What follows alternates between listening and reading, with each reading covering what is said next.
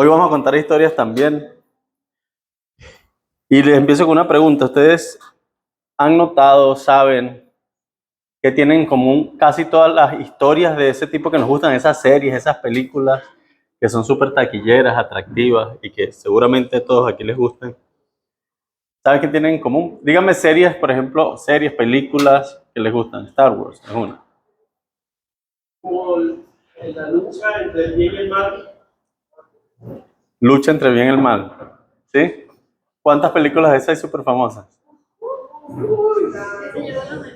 El Señor de los Anillos, Star Wars, Avengers, Superman, Batman. Incluso yo no soy fanático de Batman. Me, Hater dice Nicole que soy de Batman. Pero es que siempre es exactamente igual las películas. Pero siguen gustando porque siguen la pelea, ¿no? Sí, ¿qué tienen en común entonces? Hay batallas. En todas esas películas y todo lo que nos gusta y nos atrapa desde el punto de vista de series y películas, hay batallas, hay luchas, hay bueno, hay malo, hay tensión, ¿sí? Hay heroísmo, hay un héroe, ¿cierto? Hay dificultades, hay derrotas, hay victorias. Y eso nos atrapa, ¿sí? Ahora, Pablo, una de las cosas que le dijo a Timoteo es: pelea la buena batalla de la fe, ¿sí? Pero no explica Pablo exactamente cómo es esa batalla y qué es la batalla. Y yo quiero que hoy hablemos de eso, de la batalla, nada más, ¿cierto? Hoy les voy a contar una historia para que vean cómo se desarrolla la batalla de la fe. Y mientras vamos contando la historia, ¿sí? Entonces quiero que ustedes vayan identificando todas las partes que componen una batalla. ¿Qué partes componen una batalla? El campo de batalla, ¿sí? Quienes luchan, las armas, quién gana, quién pierde, ¿sí? Todo el proceso que pasan, porque todos los procesos de cualquier batalla son los mismos. Los elementos de todas las batallas son los mismos. Y todos esos elementos que vamos a ver también son parte de nuestras propias batallas, ¿sí? Ahora, hemos oído, creo que todos los que estamos aquí hemos oído de la historia de Jesús en Getsemaní, ¿sí? ¿Quién no la ha oído? Si no lo cuento, ¿no? Ok. Jesús, él predicó durante 3 años, todos sus discípulos, y llegó el día que lo iban a arrestar, ¿sí? O sea, lo arrestan, lo entregan, lo juzgan, lo crucifican, ¿cierto? Justo antes de ese arresto, Jesús sale de haber cenado lo que también se conoce como la última cena, sale de haber cenado a un lugar que se llama Getsemaní, sale con sus discípulos y ahí vamos a desarrollar la historia, ¿no? Ahí hubo una batalla. ¿Qué pasó ahí? O qué es lo que pasa ahí con Jesús. Jesús llega ahí, ora, le pide a sus discípulos que oren por ellos. Sus discípulos no oran con él, se quedan dormidos, ¿cierto? Entonces él va, ora una vez, dice ahí la historia que porque estaba lleno de profunda angustia y tristeza, ¿sí? Entonces él ora ahí, vuelve, consigue a la gente durmiendo y dice: oye, ¿están durmiendo? Ayúdenme. Y va y vuelve y ora. Y así hace 3 veces, ¿sí? Luego dicen: bueno, ¿ya qué? Ya levántense porque ya me van a arrestar. Ya, ¿sí? Ya viene el que me traiciona, dice, ¿sí? Entonces, esa es, digamos, la historia en general, ¿no?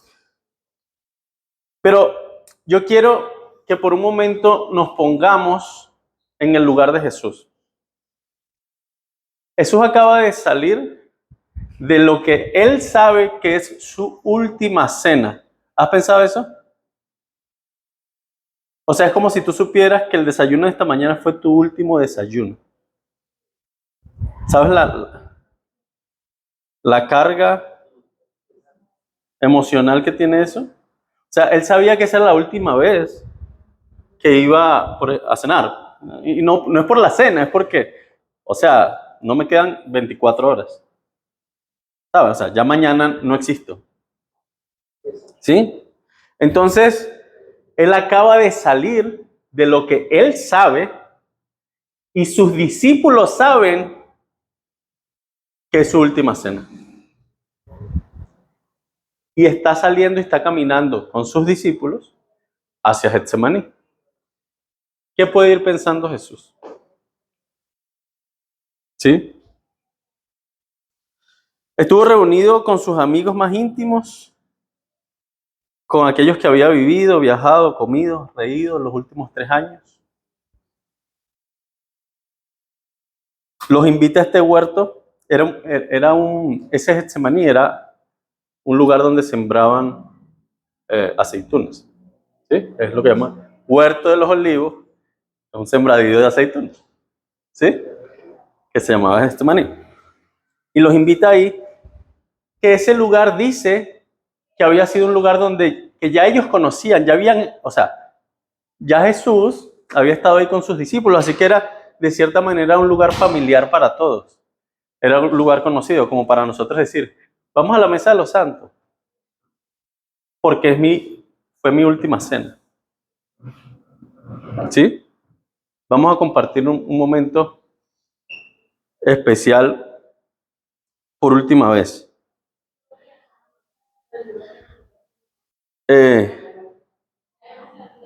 Entonces van a ese lugar y mientras va caminando, entonces como les digo, ¿qué va pensando? Dice, me van a matar.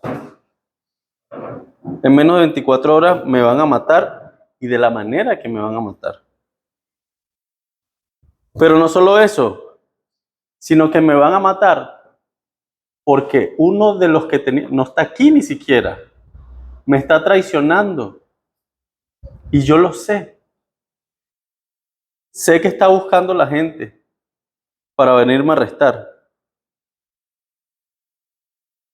Pero además de eso,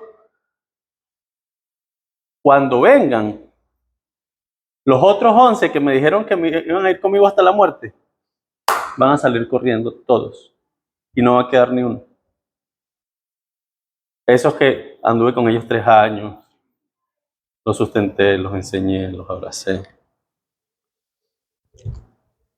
Y de esos, el que más prometió, que dijo, yo voy a ir contigo hasta la muerte, cuando le pregunten, me va a negar, no una, 3 veces. El que me dijo que iba a ser más leal, el más leal de todos. ¿Cómo se sentía Jesús? Entonces la palabra dice tristeza. Estaba muy lleno de tristeza. Por supuesto también ansiedad, angustia. ¿Sí? Y esta es una de las batallas que va a ocurrir, esa batalla que va a ocurrir ahí es una de las más épicas. Porque al final vamos a ver el impacto, llamemos universal, que tiene. Ya lo vamos a ver. Entonces sentía tristeza, ansiedad, angustia, estrés, muchísimo. ¿Sí? Y ahí ya empezó la batalla, ¿no? Cuando él llegó a Getsemaní y dijo, tengo que ir a orar, es porque ya había empezado la batalla. Pero ¿dónde está pasando esa batalla? ¿En dónde? Esa batalla está pasando en su mente, en sus pensamientos, sus recuerdos, sus miedos, sus temores. ¿Sí? Está pasando en la mente. Entonces, ¿dónde es el campo de batalla? en la mente. ¿Sí? ¿Y por qué se dice que hay una batalla? Es porque hay una lucha, un yo sí quiero y yo no quiero, un tira y encoge, un quién le gana a quién. ¿De quiénes? Sí, el bien y el mal, ¿de qué? El espíritu y la carne. ¿Sí? Y quiero ponerlo en estos términos. Los pensamientos. Sí, es el bien y el mal. Sí, es el espíritu y la carne. Sí, pero se representan o se hacen, viven a través de los pensamientos. Escápate. ¿Por qué te va a dejar matar? Porque él podía no dejarse matar. ¿Cuál era la oración de Jesús ahí? Si es posible que esto no me pase, si es posible que esto, ¿tú sabes lo que es eso? Está angustiado, dice en Lucas, dice que era tanto el estrés, eso lo hemos hablado, que sudaba sangre, que es un síntoma, ya se sabe médicamente, de alto estrés. ¿Sí? Entonces él dice que por favor pase de mí esto, Señor. O sea que, ¿cuál era la lucha? Yo no quiero pasar por esto, pero tengo que pasar por esto, pero no quiero, pero tengo que hacerlo. Y esa es la lucha, ¿no?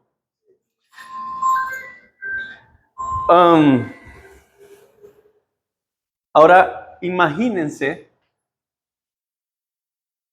que hubiese ganado el yo no quiero hacer esto.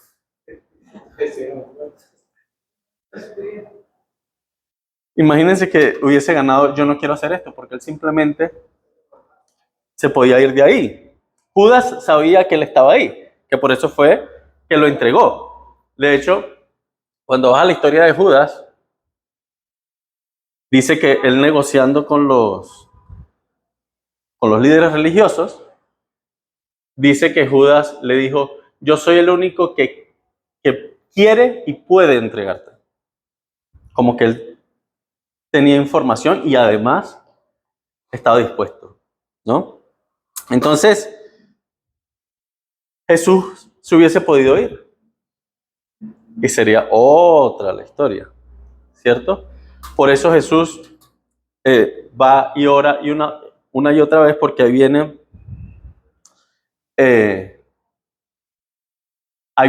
el arma, dice Nicole, el arma.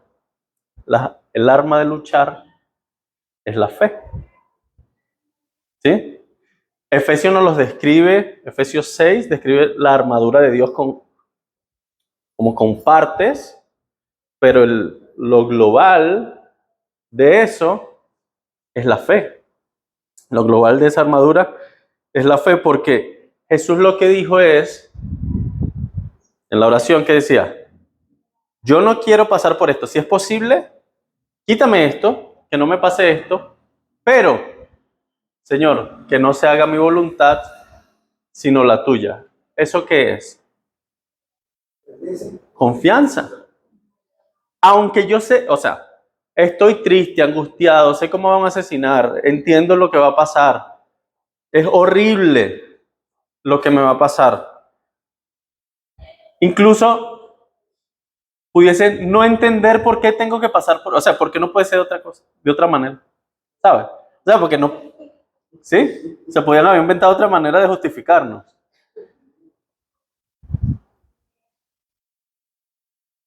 Él dice, voy a pasar por esto y es horrible, pero que no sea lo que yo quiero, sino lo que tú quieres. El arma para ganar es la fe, ¿cierto? Es la fe. ¿Y cómo sabemos que sí ganó?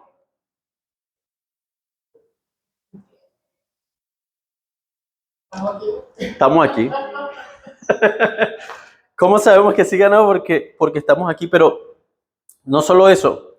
Allí en ese momento después de estar sudando sangre, triste y angustiado, se levanta y dice, muchachos, levántense que vienen por mí. Y cuando llega Judas con el gentío, palos, piedras y gente de la guardia, le dicen, yo soy al que buscan. Déjenlos ir a ellos. Tranquilazo. Y lo arrestan. Tranquilazo. Y le responde al sumo sacerdote, tranquilazo. Y a Pilato, tranquilazo. Y aguantó sus latigazos, callado. Y su corona de espinas, callado. Y sus burlas y sus escupitazos, callado. Y a la cruz, callado. ¿Cómo sabemos que ganó la batalla? Mira, yo viendo esto, yo digo,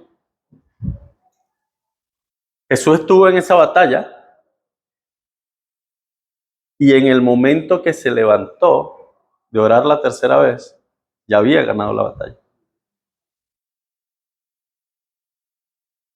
¿Sí?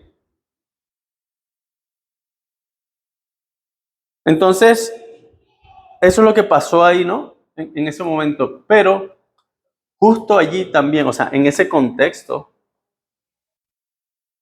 también se estuvo librando otra batalla. Judas. ¿Sí? Todos lo sentimos.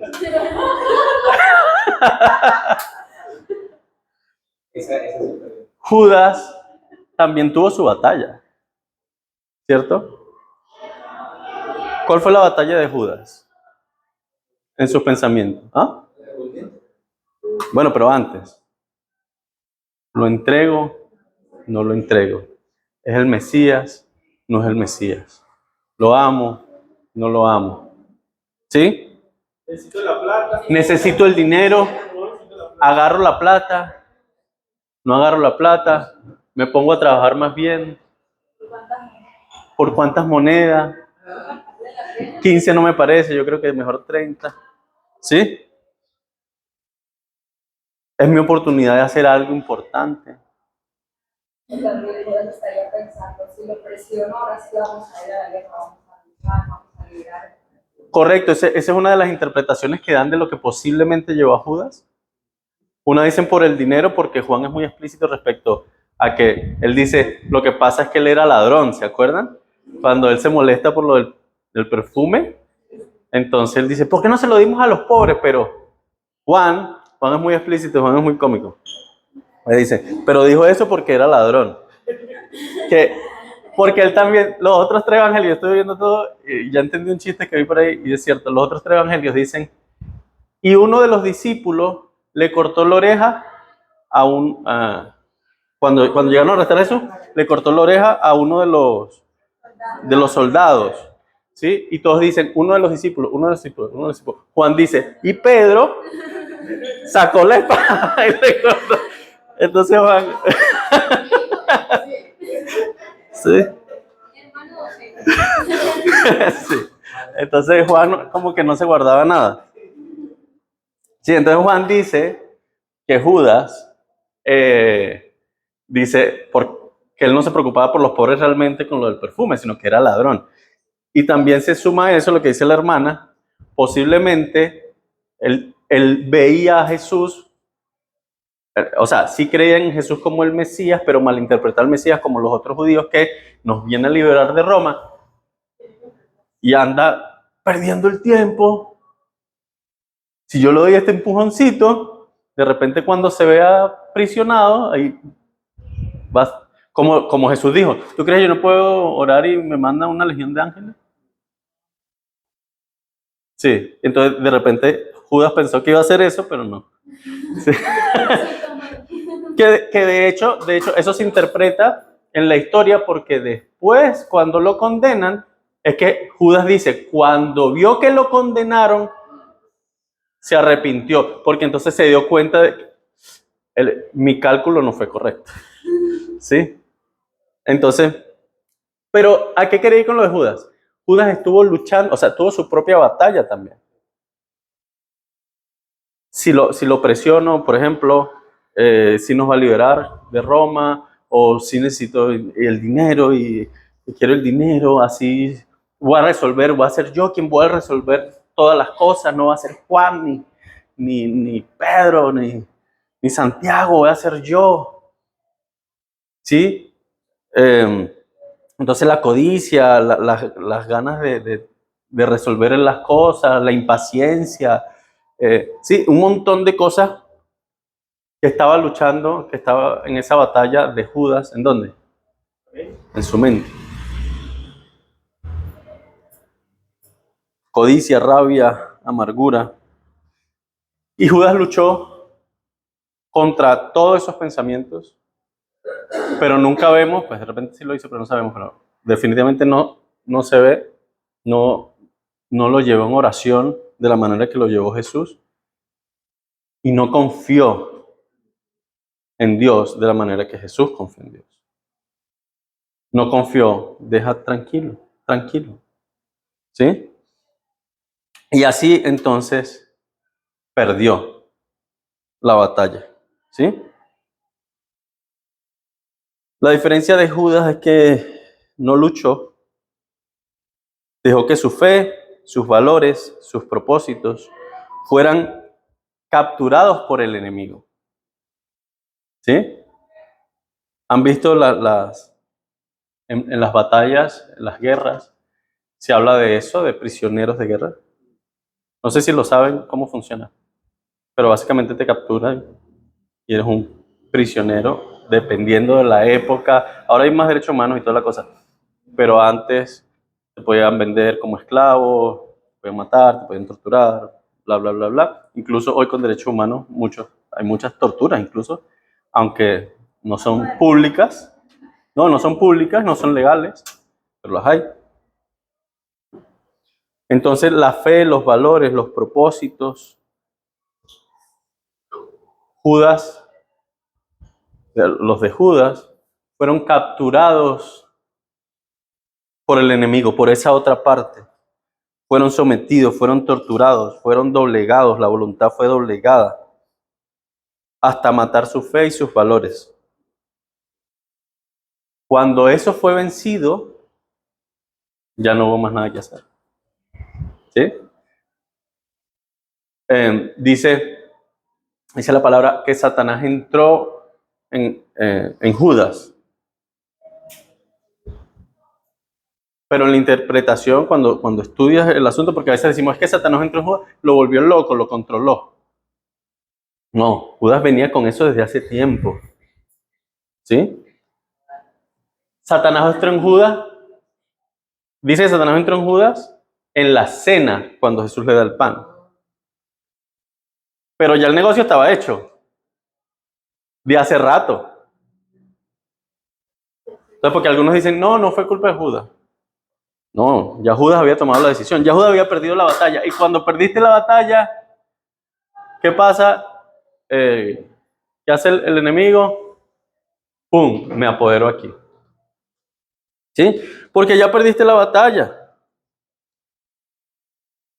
Entonces, hermanos, el campo de la batalla, de nuestra batalla, es la mente. De hecho, estuve estudiando también de eso y no es algo, Pablo lo dijo, habló de la batalla de la fe. En ese contexto también al final dijo, he acabado la batalla, ¿sí? He guardado la fe. También usó ejemplos, a los corintios le usó ejemplos de atletas. En Hebreos, que no se sabe exactamente si lo escribió Pablo, pero es muy posible, también usa ejemplos del atletismo. Y todo esto no es únicamente algo de Pablo. La filosofía de ese tiempo, los filósofos, era una de sus maneras de enseñar. ¿Sí? Los filósofos, aquí tengo unas notas, dice, los filósofos estoicos utilizaron la metáfora de la batalla, de la vida como una batalla, de la vida como una batalla, una competencia, una lucha. No era una imagen casual para ellos, sino un pilar central de pedagogía y su visión del mundo diseñado para cultivar la resiliencia, la disciplina y la virtud. ¿Sí? Para los estoicos la batalla más importante y de hecho la única que verdaderamente importaba no se libraba en el campo de batalla externo ni contra un oponente físico, la batalla era interna. ¿Sí? El enemigo no era la pobreza, la enfermedad, la muerte, las personas difíciles. Esos eran considerados indiferentes, es decir, externos, fuera de control. El verdadero enemigo eran nuestras propias reacciones, juicios, pasiones. Luchaban contra las prácticas destructivas como el miedo, la ira, el deseo desmedido, el dolor irracional, actuar por capricho en lugar de por la razón. Eso es lo que decía lo que decían los filósofos, específicamente estoicos de ese tiempo. Pablo, seguramente influenciado por todo eso, toma la idea general y la aplica como la batalla de la fe, que también, por supuesto, se libra, como estamos viendo, en la mente. Sí, es la carne versus el espíritu, es el bien contra el mal, pero se libra en el campo de batalla de tu mente. Y ahí está un pensamiento contra otro, un pensamiento contra otro. Entonces, la batalla el campo de batalla es tu mente, y quieras o no, estás en guerra, porque no lo decides tú.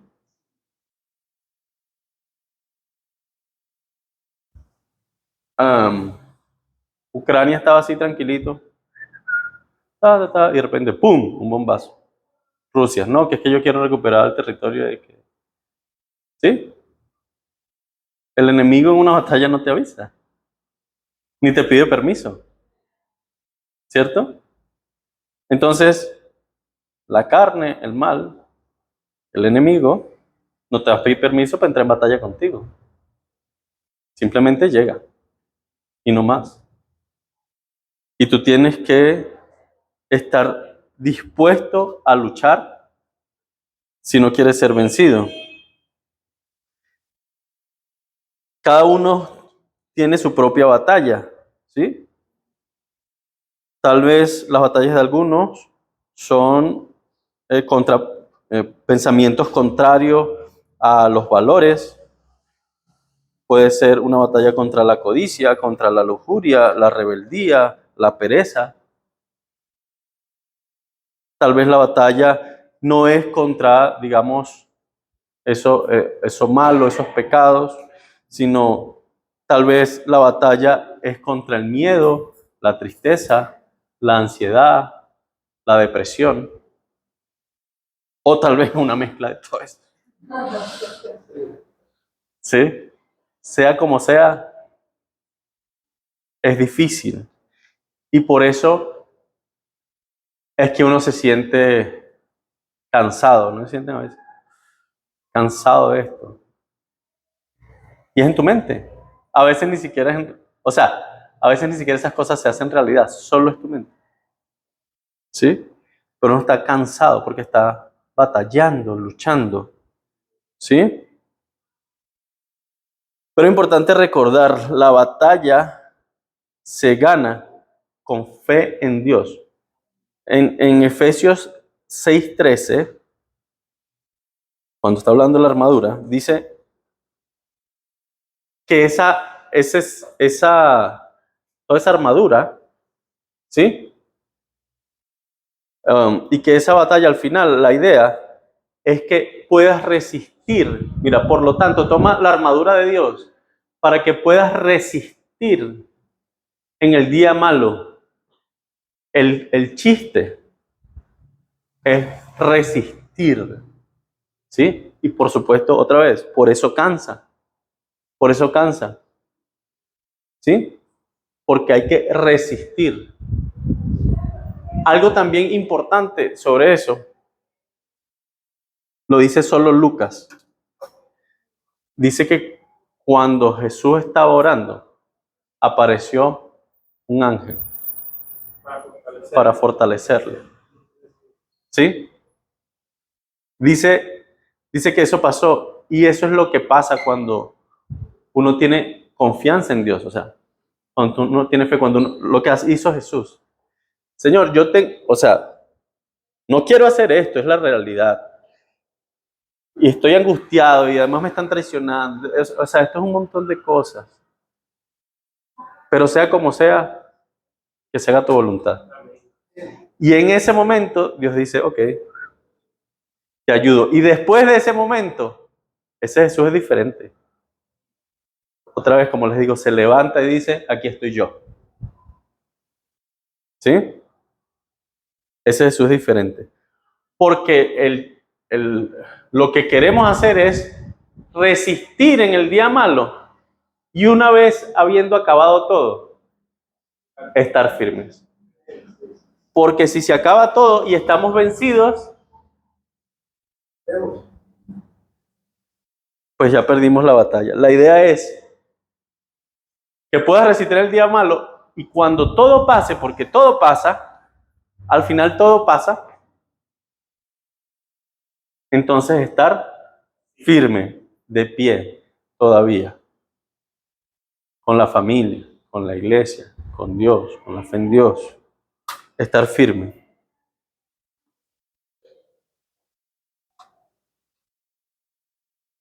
Entonces, hay un montón de batallas, hermanos, que se libran en nuestras mentes. Cada quien tiene la suya. Cada quien tiene la suya y cada quien sabe cuáles han sido, cuántas han ganado, cuántas han perdido, cuáles están siendo ahorita. Pero sea como sea, el llamado de Dios es a que luchemos para ser vencedores, para vencer en esa batalla, decir como Pablo, he peleado la buena batalla, he guardado la fe. ¿Sí? Pablo pasó por latigazos, lo apedrearon, tuvo náufrago, lo traicionaron, lo persiguieron, lo encarcelaron, hambre, desnudez. ¿Han leído eso? Ese párrafo es bien bonito. O sea, dice un montón de cosas. Y al final, bueno, y por cierto, y dicen, según los historiadores, que murió con la cabeza cortada también, ¿no? Pero él dice, he peleado la buena batalla, ¿sí? He guardado la fe. Y al final de todo es la idea. Después de la batalla, nosotros tenemos que poder quedar firmes. Y para pelear la batalla, necesitamos tener confianza en Dios. Amén. Dios los bendiga.